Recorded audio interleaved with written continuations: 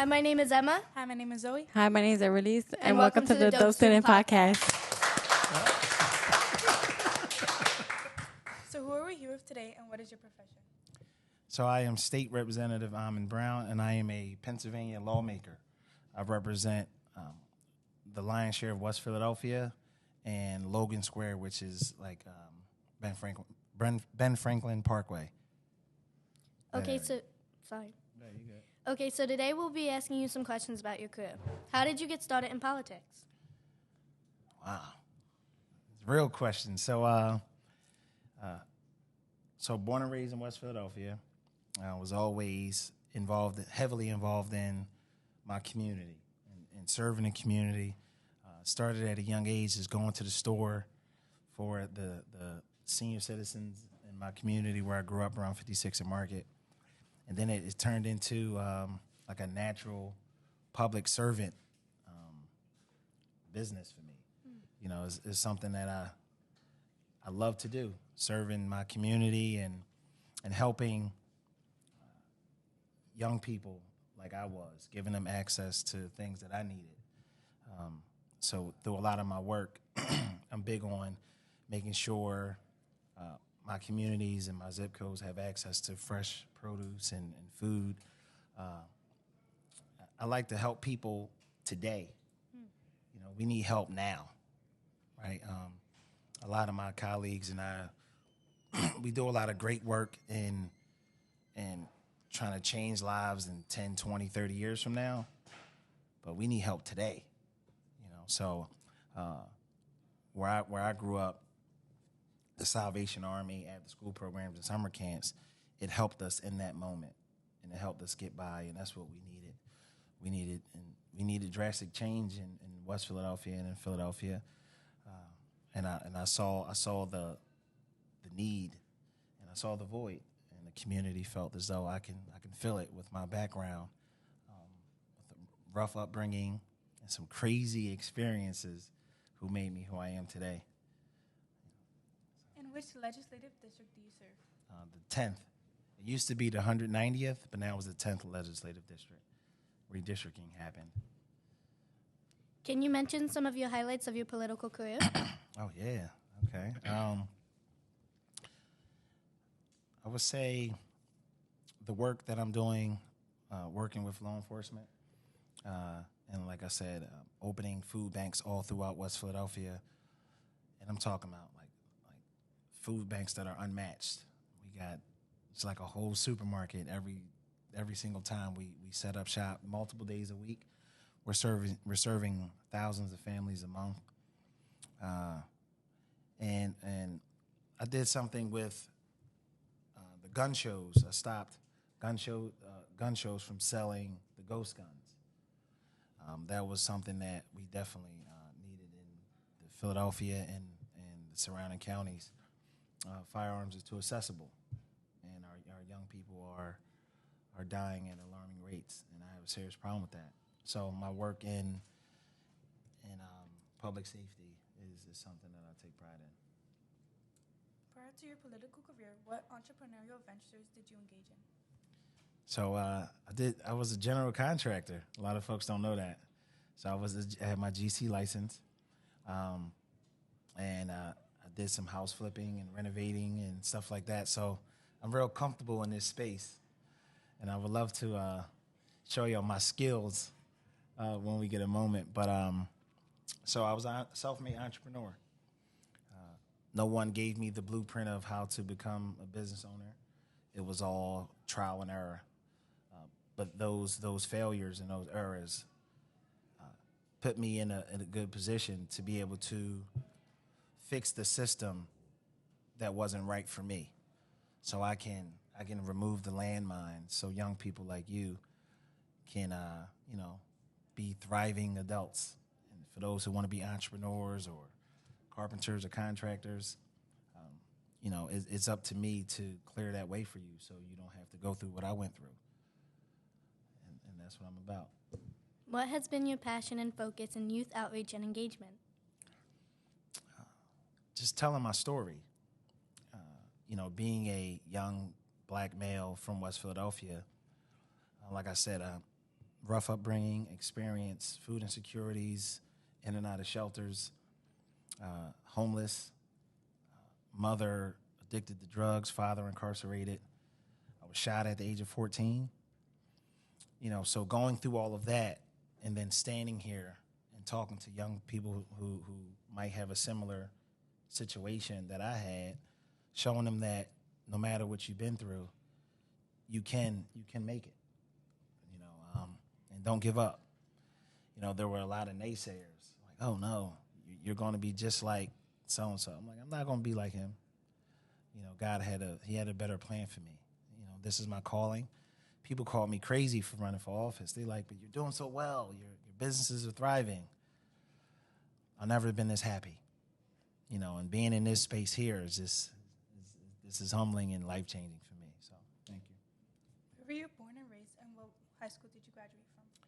So West Philadelphia, born and raised. Didn't spend too much on playgrounds most of my days. So they don't know about that, right?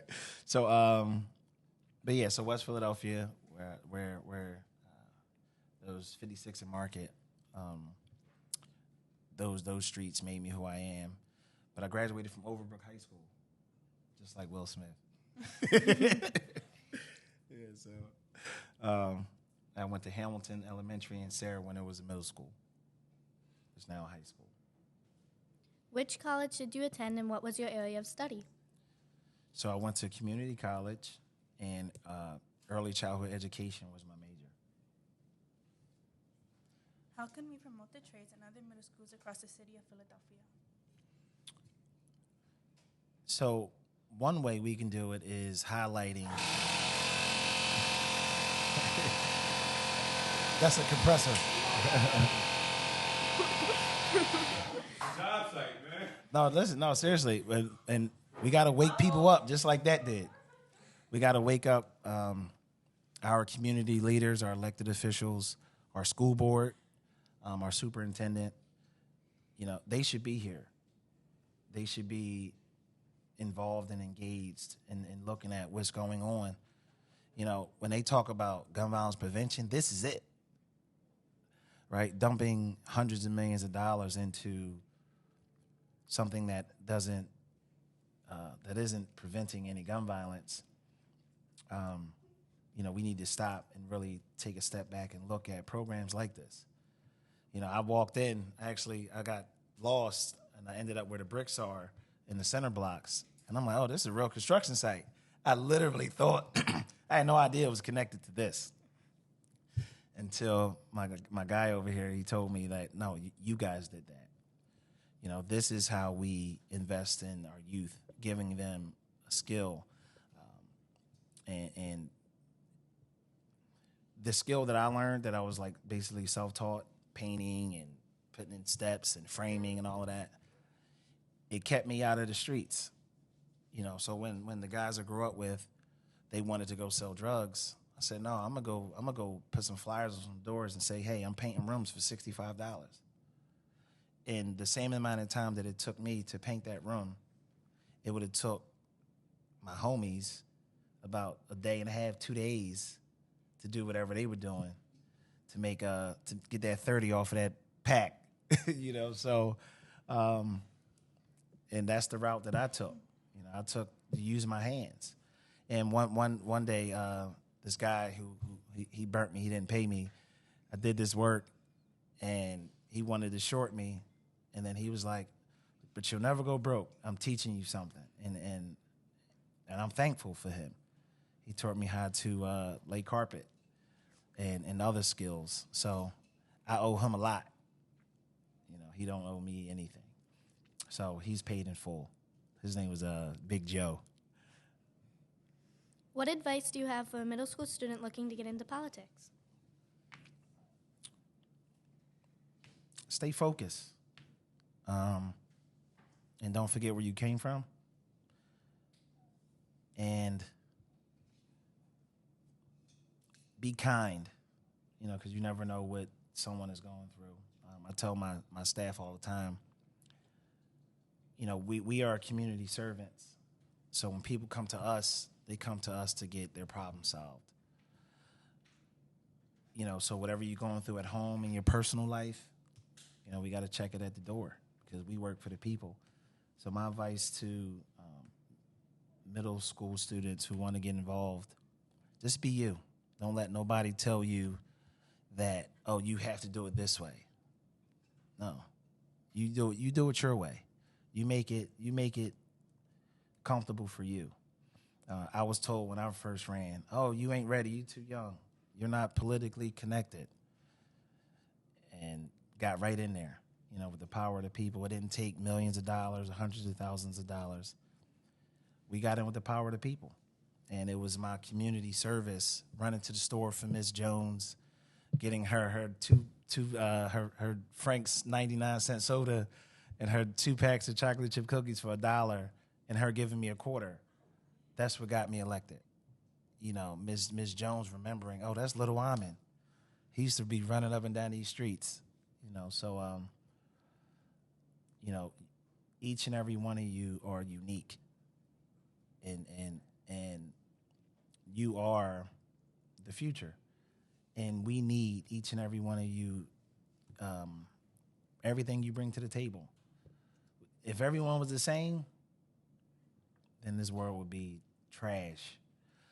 So just be you.